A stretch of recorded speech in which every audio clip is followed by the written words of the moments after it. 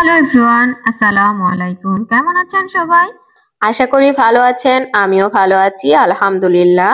আপনাদের জন্য নিয়ে এলাম মুখরোচক একটা রেসিপি। ছোট থেকে বড় বৃদ্ধ সবার পছন্দের একটা রেসিপি হচ্ছে চটপটি রেসিপি। চলুন শুরু করা যাক। আমি প্রায় 12 ঘন্টার মতো ডালটা ভিজে রেখেছিলাম।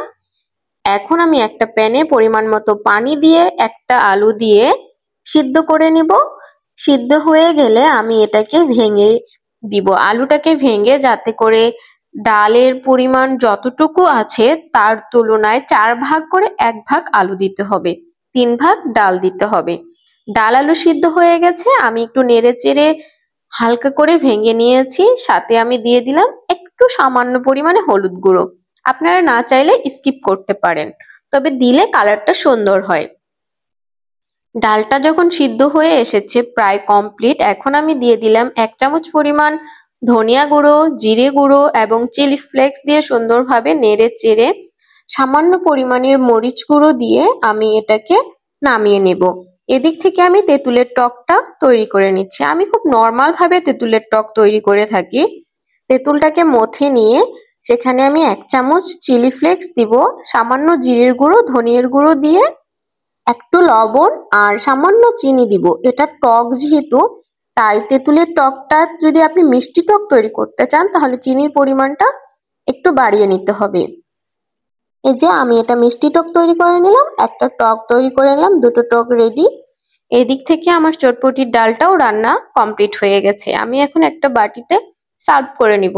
ঝোলটা আপনি আপনার পছন্দ অনুযায়ী কমা বাড়া করে নিতে পারেন। আমার ঠিক এতটুকুই প্রয়োজন, তাই আমি এতটুকুই নিয়েছি। আপনারা চাইলে বেশি করেও নিতে পারেন, কম করেও নিতে পারেন।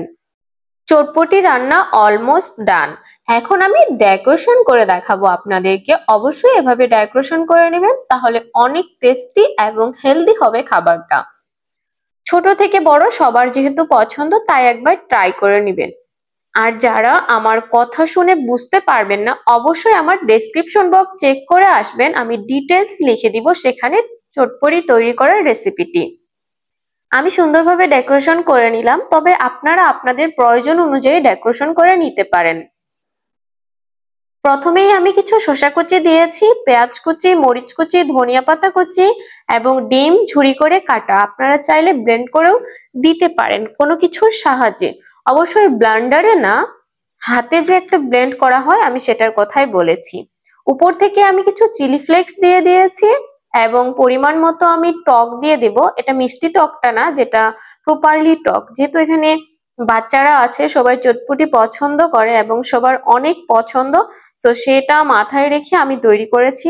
সামান্য পরিমাণে ঝালও দিয়েছি এবং উপর থেকে একটা সিদ্ধ ডিম কেটে দিয়েছি। এটা সম্পূর্ণ ডেকোরেশনের জন্য, সৌন্দর্যের জন্য।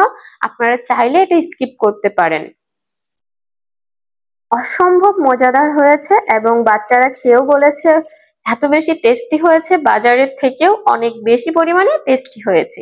সবার বাটিতে তুলে দিয়েছি, সবাই খাচ্ছে, আমার খুব ভালো লেগেছে সবার সাথে সবটা শেয়ার করে খেতে পেরে। আজকের ভিডিওটা কে কোথা থেকে দেখছেন অবশ্যই কমেন্ট করবেন। আমি এমন ভিডিও যেন আরো করতে পারি, অবশ্যই আমার জন্য দোয়া রাখবেন।